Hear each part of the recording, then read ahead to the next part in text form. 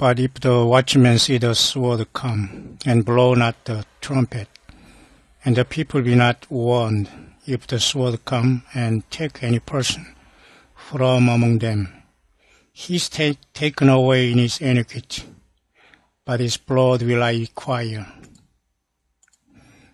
at the watchman's hand. Ezekiel chapter 33 verse 6. 예, 하나님께서 watchman은 파수꾼을 세운 이스라엘 파수꾼에게 경고를 하지 않으면 그 핏값을 그 파수꾼의 손에서 찾겠다는 여호와 하나님의 엄격한 사명자들에게 한 경고입니다. 이 시간 계속해서 잠시 우리 요한계시록에 우리가 조금 이렇게 디테일하게 우리가 지금 묵상을 시작했는데요. 그 전 단계로서 계속 서론을 하고 있는데 마태복음 24장과 요한계시록 1장에서 22장 전장, 그리고 구약 성경에는 유일하게 다니엘서 1장에서 12장, 이것은 완전히 이 세 개는 한 짝을 이루어야 되는데요. 그 중에 한 부분이 예수님께서 직접 제자들과 대화했던 마태복음 24장의 감람산에서의 대화입니다. 성경 66권 전체가 연결되어 있지만은 이것들 그 다음 차원에는 시편에 예수님의 어떤 예언에 대한 문제, 그리고 스가랴서의 그 환상과 예언에 대한 문제, 그 다음에는 이제 이스라엘 역사 속에 나타난 이스라엘 백성들의 그 바벨론 유수와 돌아옴의 역사 속에서 하나님의 섭리를 보고, 그 다음에는 여호와의 일곱 절기인 레위기에서 나타난 제사법을 통해서 하나님의 그 여호와의 절기의 성취의 중대성을 연결하면 예수 그리스도의 초림과 재림, 그리고 그 사이에 있는 성령 안에서 태어난 교회의 이 탄생과 움직임과 떠남에 대해서 우리 주소를 분명히 알 수가 있습니다. 오늘 그 부분을 잠깐 이 시간 짧은 영상으로서 계속 한번 할 수 있도록 하겠습니다. 지금 한국 시간으로는 지금 여전히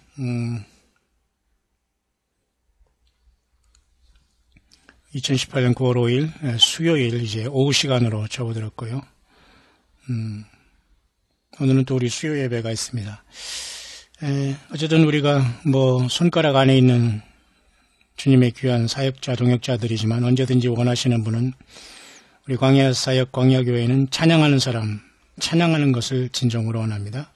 앞에 나가서 하든 앉아서 하든 우리는 진정으로 한두 명이라도 모여서 예수 그리스도를 강력하게 찬양하고 거룩한 찬양을 오직 예수님 앞에 올리기를 원하니 우리 광야교회에 오시는 여러분들은 언제든지 먼 곳에든 가까운 데든 오셔서 함께 주님의 다시 오심을 준비하는 예수님을 신령과 진정으로 찬양하는 그러한 곳에 여러분들이 동참해 주시기를 부탁을 드립니다. 미국에 있는 제 가장 작은 동역자 되는 우리 작은 우리 리틀 동역자가 이렇게 했어요. 이 광야의 소리는 일일 묵상, 또 영문 해설, 그 다음에 찬양 묵상, 그 다음에 등등을 이렇게 소개하다가 찬양 묵상은 목사님의 진귀한 찬양까지도 들을 수 있습니다. 이렇게 얘기하는 걸 보고 제가 많이 이제 웃었습니다만은, 목사님의 어떤 광야 목사님이 진귀한 찬양이라고 하네요. 제가 많이 웃었습니다. 어떤 뜻이 있는지는 저도 잘 모르겠습니다만, 어쨌든 우리가 목사가 이렇게 좀 아무거나 맞추지 않고 이렇게 찬양하는 게 참 순수해 보기도 하고 그러겠지만, 어쨌든 찬양은 곡조 있는 주님께 기도로서 요한계시록에도 우리는 새 노래를 부르는, 반드시 이 땅에서도 새 노래를 부르는 부류 가운데 예수님의 몸된 교회가, 교회는 건물이 아니라는 걸 분명히 깨닫고 승리한 무리들이 하늘 놓고 내려 옮겨지게 되는 겁니다. 그래서 어린 양 예수께서 그 피로서 우리를 사서나라와 제사장으로 삼고 그 인봉을 떼기 합당하다는 이 노래를 우리도 이 땅에서 해야 되기 때문에, 그 노래가 우리는 이제 부활 내지는 변화해서 성령이 감동하였을 때 우리가 주님 보좌에 올라가서 주님을 이제 만나게 되는 거죠. 잠깐 그 말씀을 하니까 떠오르는 구절이 있는데요. 네, 엊그제도 제가 좀 하려고 하다 잠깐 놓쳤습니다만은 요한계시록 1장에 보면 주의 날에 내가 성령에 감동하였다는 이 말이 있거든요. 이 주일날은 어떤 사람은 안식 후 첫날 일요일이다. 어떤 사람은 토요일이다. 어떤 사람은 장차 예수님께서 재림하시는 어느 한 날이다. 재림하기 전에 어떤 휴거의 날이다. 여러 가지 해석이 있습니다만 다 조금씩은 다 일리가 있겠습니다만은 그 안식일 토요일이라는 거 빼놓고는 말이죠. 이런 문제를 아마 여기 제가 갖고 있는 이 자료에서 이 사람은 이렇게 얘기했네요.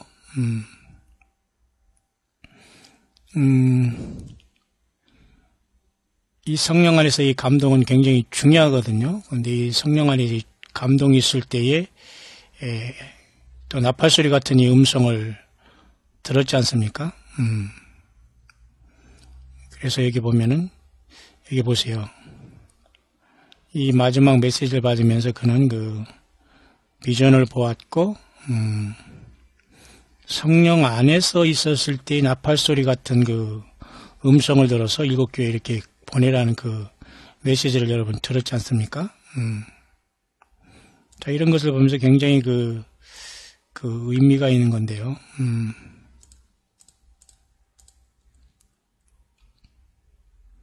성령 안에 있었을 때에 주의 날에 성령이 여기 1장 10절의 말입니다. 주의 날이라는 게 뭔가. 어떤 사람이 주의 날이라는 것을 자기들 토요일이라 안식일을 지켰다 그래가지고 이걸 또 안식일이라고 보는 이런 무리들이 있고요.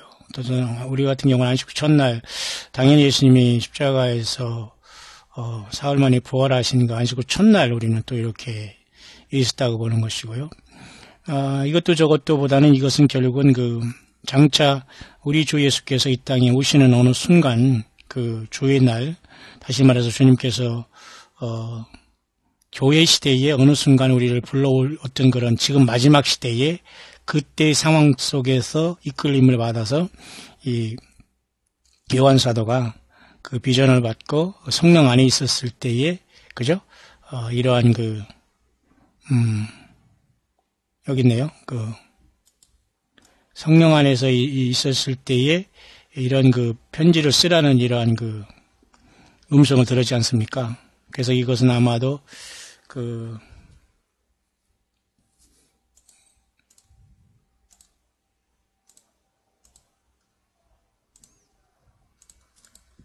제가 엊그저께서 찾아오는 걸 여러분에게 소개하려다가 지금 잠깐 자료가 많아서 넘어갔는데요.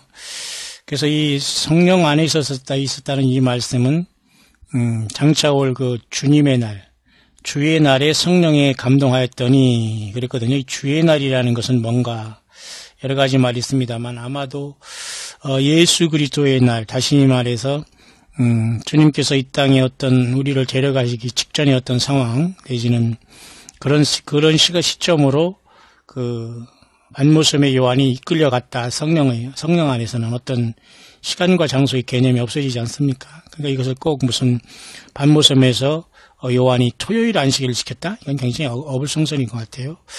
안식 후 첫날 예수님이 부활한 날, 안식 후 첫날 부활한 예수님이 기다렸다? 좀 가능성이 있습니다.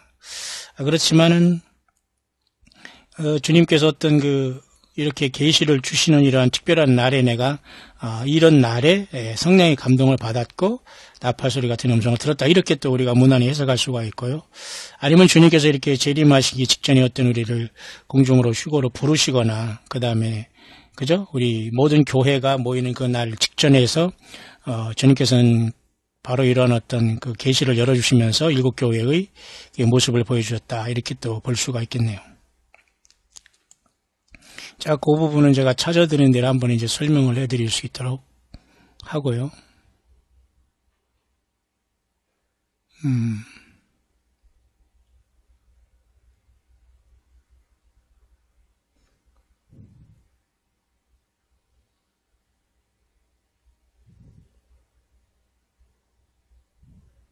여기서 저기 잠깐 볼까요?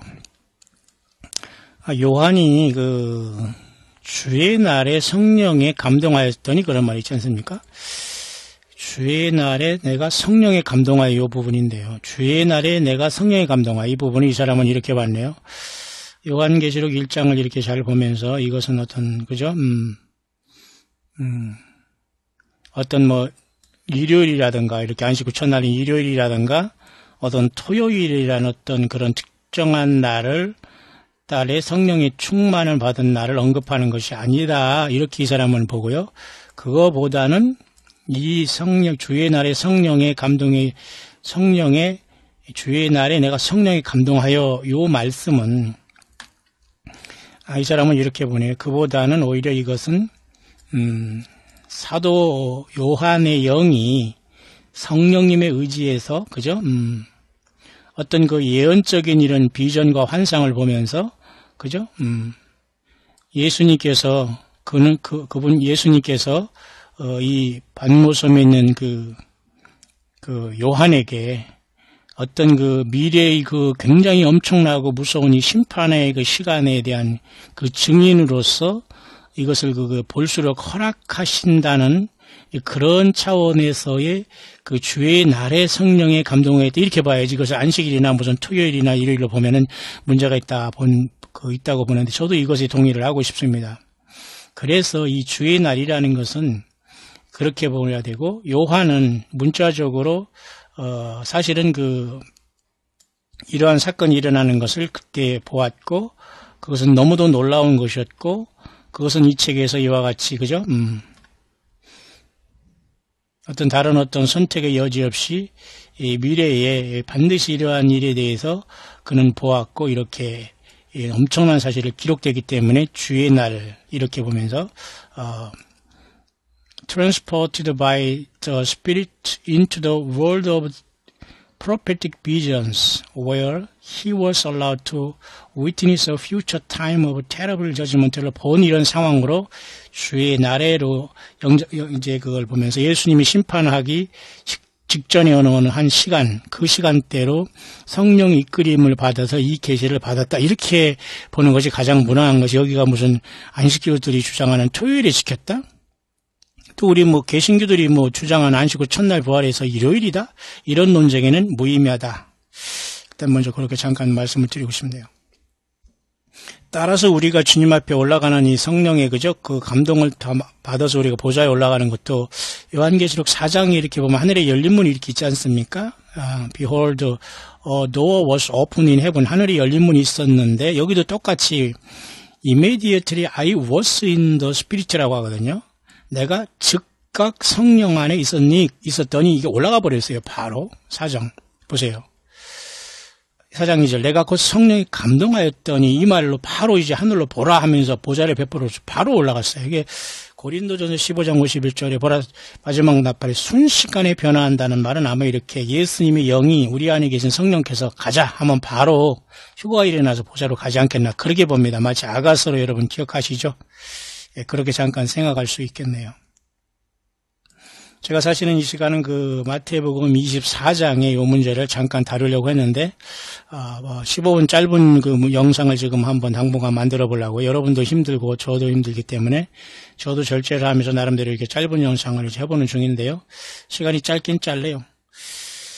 그래서 마태복음 24장에 이것은 굉장히 중요한 요한계시록과 다니엘을 연결하는 키를 역할을 주님께서 육신에 계실 때 직접 해준 말씀이기 때문에 굉장히 중요한 거기 때문에 오늘도 우리는 이 차원에서 이 주님의 말씀을 잘 듣고 성경을 벗어나지 아니하는 그 확실한 바운더리 안에서 파이널 메시지인 최후 마지막 메시지, 알파 오메가 되신 주님의 마지막 오메가의 메시지는 요한계시록을 확실히 붙잡고 주님을 만날 신부로서의 단장을 하는 게 낫지, 여기서 벗어나면 대부분이 음료로서 불법을 행하는 자가 되어서 설령 예수님을 기다렸다고 하더라도 그날에 다 외면받을 수밖에 없다 이렇게 생각합니다. 그 부분에 대해서 이제 언제 이런 날이 일어날 것이고 어떤 사인이 일어날 것이고 이 세상의 끝에는 또 어떤 사인이 있을 것이다 이런 문제에 대해서 질문한 내용이죠. 저는 어쨌든 이 시간 잠깐 오후가 지나가는 시간에 또 많은 걸 생각하면서 있습니다. 한국에 와서 많은 아픔을 당했습니다만 두 가지 참 안타까운 게 있는데요. 제가 어느 이상한 집단이 들어가서 탈출하면서 나오면서 정말 깨끗하게 정리하고 잘 나오는데 나중에 이상한 소문을 나면서 그 목사가 나가면서 방에 무슨 책과 책상에 칼로서 무슨 긋고 나갔다는 등 이런 엄청난 중상모략을 그래서 말이죠. 거기 순수한 평범한 성도님들이 굉장히 아픔을 당하고 아마 지금껏 오해할 수 있을지 모르지만 이렇게 여러분 악한 자들은 이렇게 악한 중상모략합니다. 모쪼록 여러분 자유하기를 바랍니다.